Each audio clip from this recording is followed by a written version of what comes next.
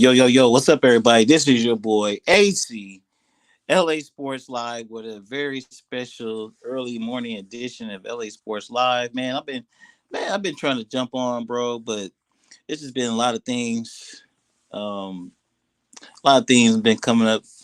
A lot of just been busy. Hell, busy with life, busy with work, man. You see, this live stream was scheduled for like about 3 or 4 days ago, and I didn't get the opportunity to jump on. Trying to keep my ears to the street with this Lakers head coach. What's up to everybody in chat? Of course, you guys know. I'm sure you guys. What's up, Daily Sports Highlight? Everybody heard the Lakers plan to ramp up their search for a head coach this week. A lot of people like myself kind of bothered. Um, why what's taking like so long? Why have they had any haven't had any other interviews, especially we've seen people getting hired. Of course, we know Charles Lee, a guy that was reportedly on the radar, Boston Celtics.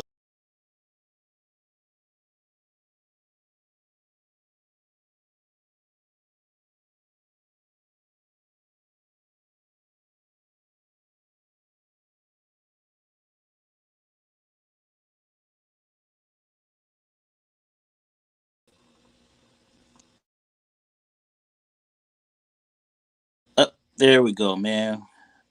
I got bad internet over here, bro. So I don't know how long this is gonna last. Anyway, Charles Lee was um, hired by Charlotte, and of course, Coach Bud, former uh, head coach of the former world champion Milwaukee Bucks, he was hired on a multi-year deal with the Phoenix Suns. So a lot of Laker fans are kind of like, what's going on with the Lakers?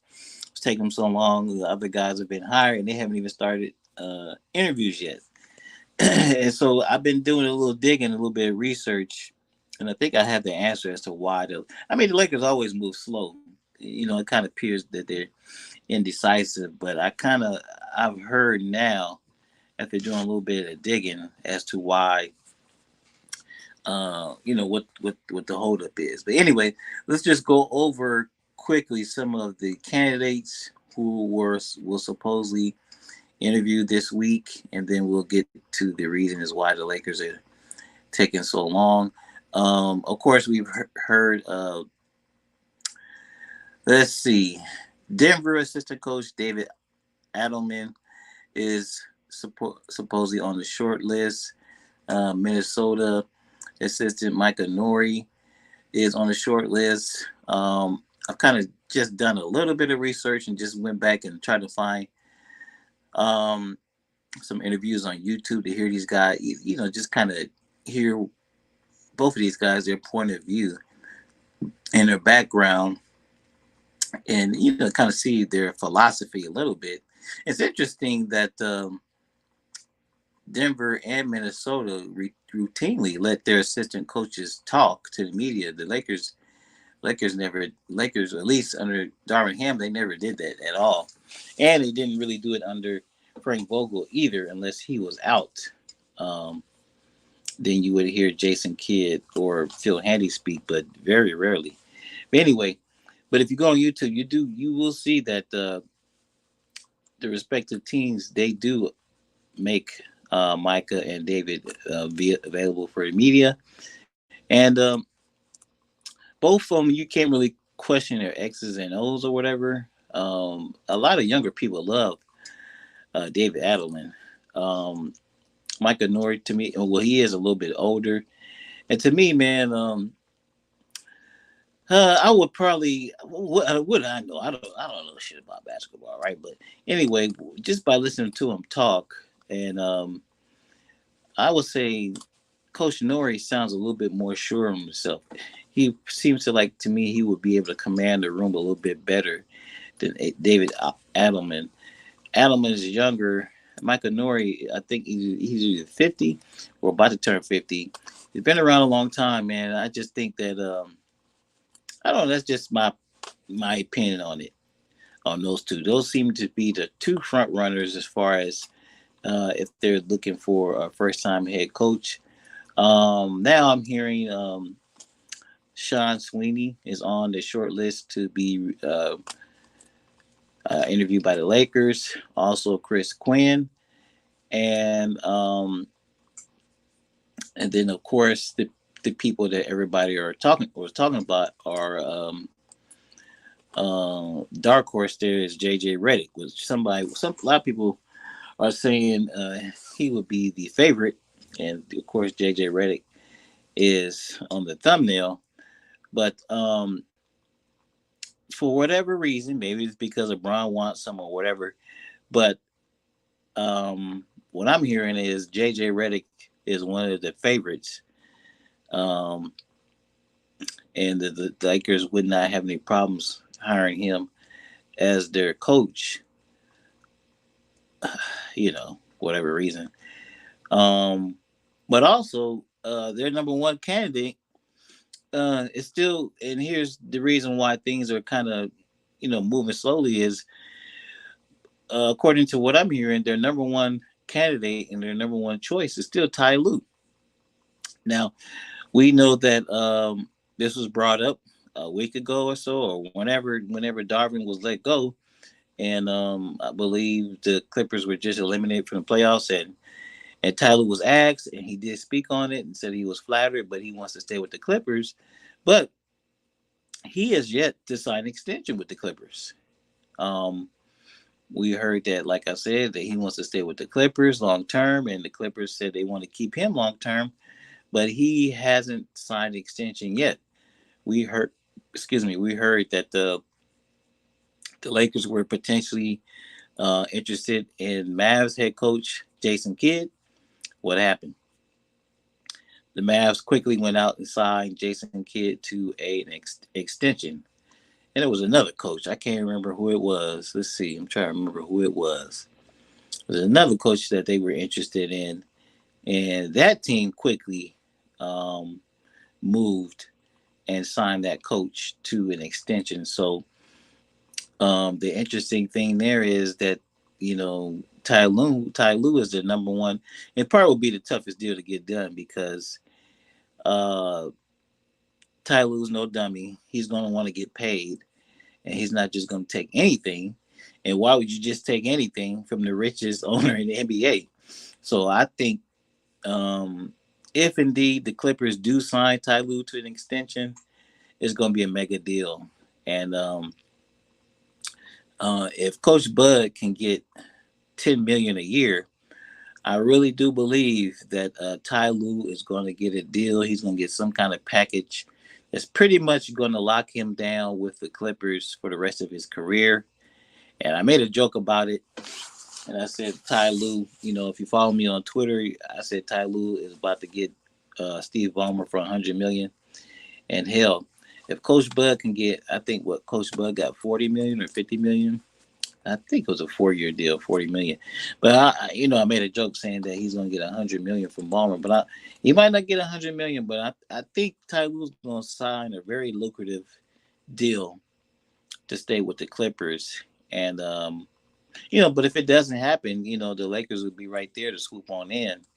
But I don't really see the Lakers paying that much money for a coach. I just don't see it. The only coach they really broke the bank for was with Phil Jackson, and that was after, he had a certain amount of success. And I just don't see it.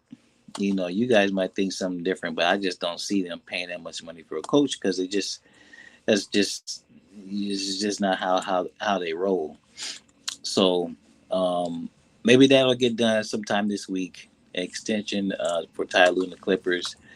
If not, one of the guys, and of course Kenny Atkinson will be interviewed by the Lakers. He's pretty much viewed as the safe coach, coach with a lot of experience.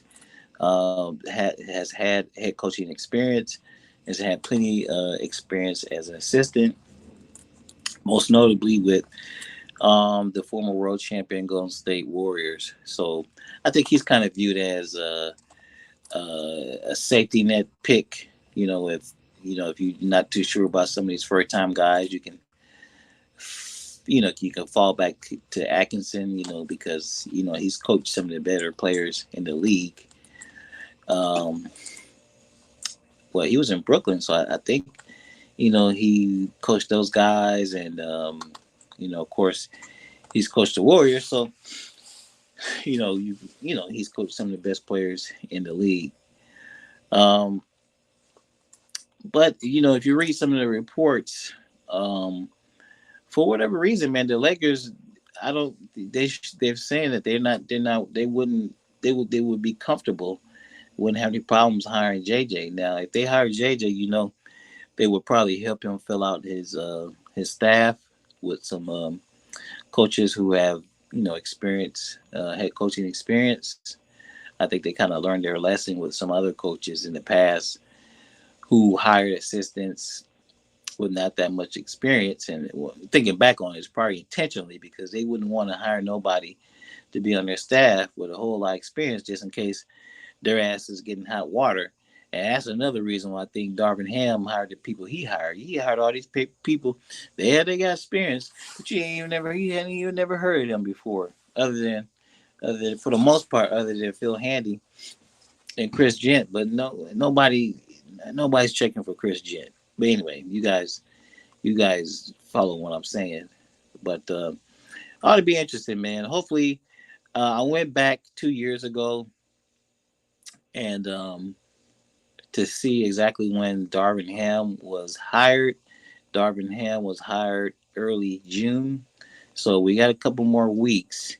Um, and I think we'll probably hear an announcement from the Lakers. Today's Monday, so undoubtedly the interviews will start today.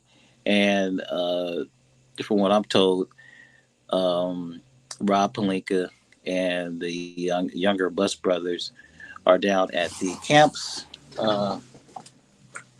scouting players. So I don't know if they'll be doing the interviews remotely or what, or if some people will hang back if Jeannie and all those other people do interviews here or whatever the case. But it's supposed to start this week and it's about to go down this week. Let me check my notes real quick. There's something else I want to bring up. Um, I know you guys are familiar with my main man Kareem. I don't know if he's on live yet, but he usually comes up pretty early. But just a quick note about that draft yesterday, man. Now with the Atlanta Hawks, things were already kind of iffy with the Lakers. At least we're assuming, but just switching up real quick. But things were already kind of iffy about the Lakers and their possible pursuit of Trey Young. Um, and what I mean by that is Trey Young was formerly represented by Clutch Sports, but now he has left Clutch Sports and moved to CAA. And then, we're all, we're always thinking that, Clutch Sports will always bring us some of their clients to the Lakers. But anyway, that door seems to be closed.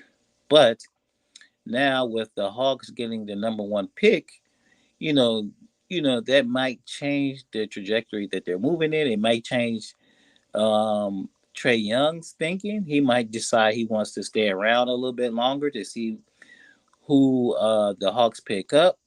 If the Hawks, I don't think they'll trade the pick, but you never know. You never know because if you're familiar with the Hawks, excuse me, ownership group, you know, this shit is questionable. So you never know what they might do. Because I know the direction that they were probably going to go in this summer is they were going cost cutting direction.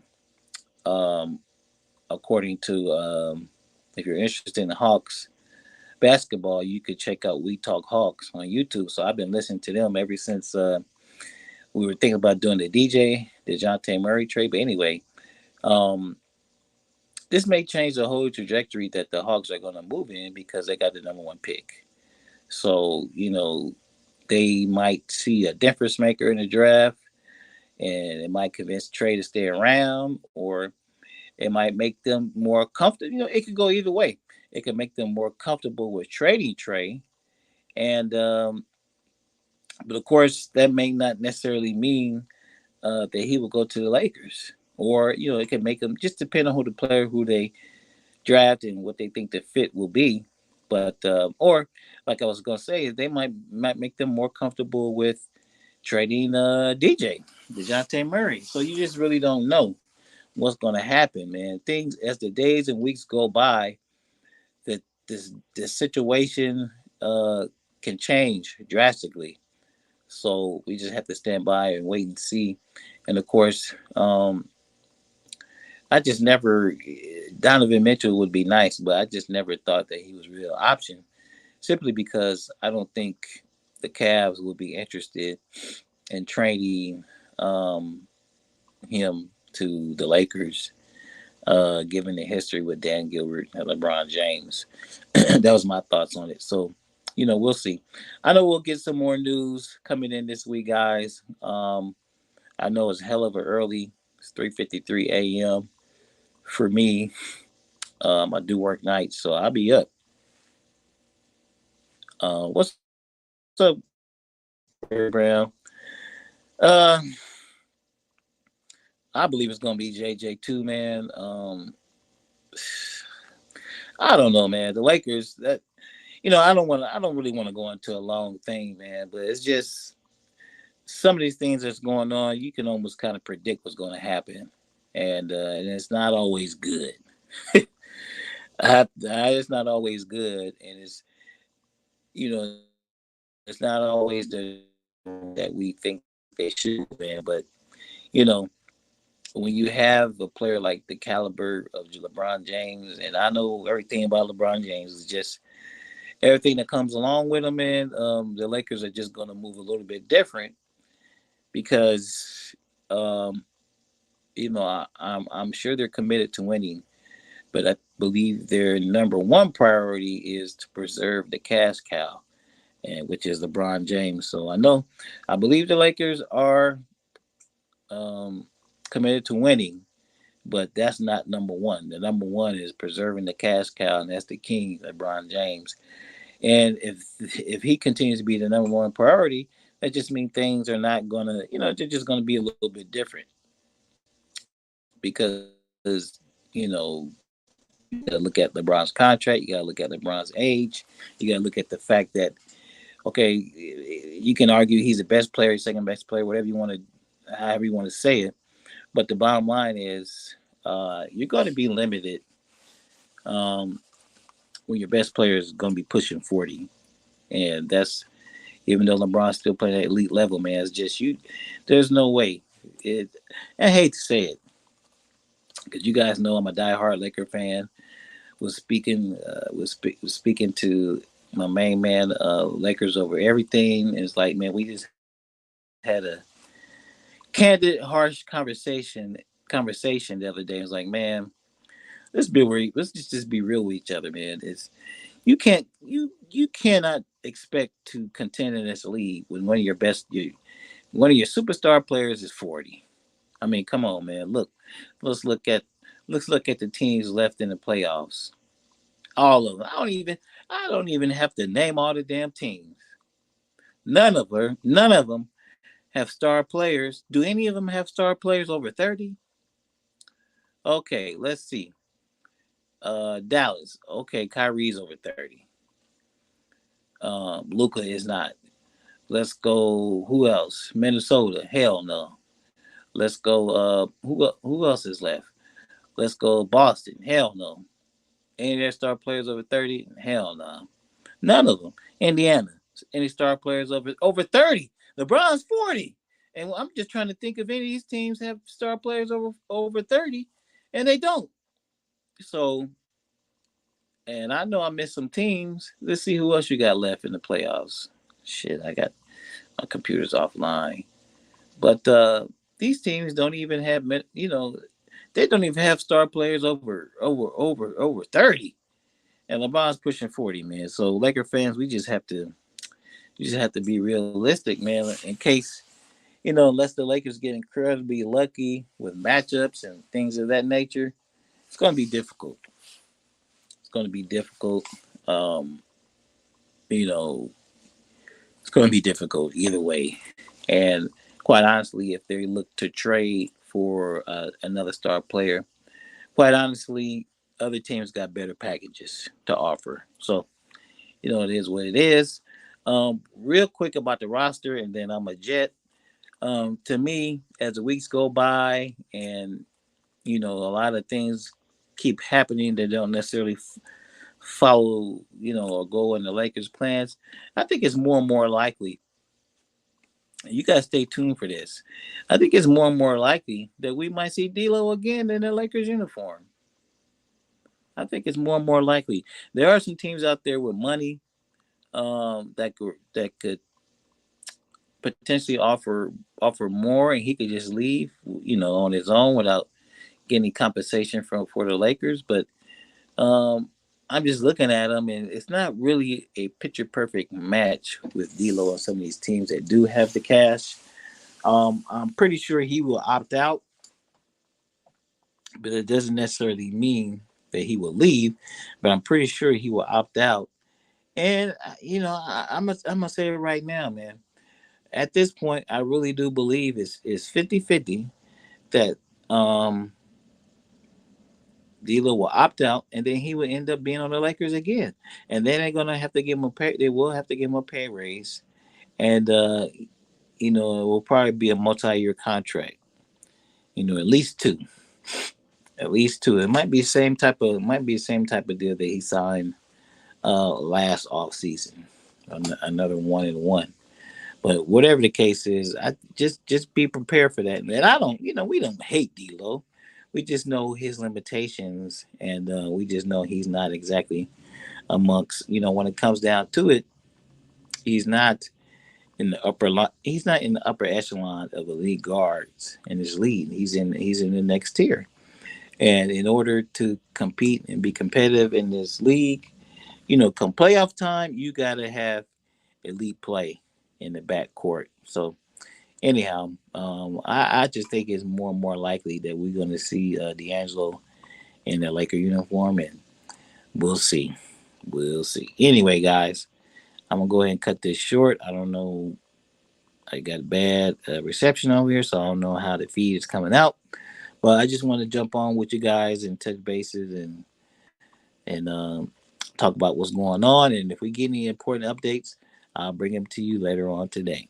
Anyway, it's your boy AC, LA Sports Live. I'll wrap with y'all later.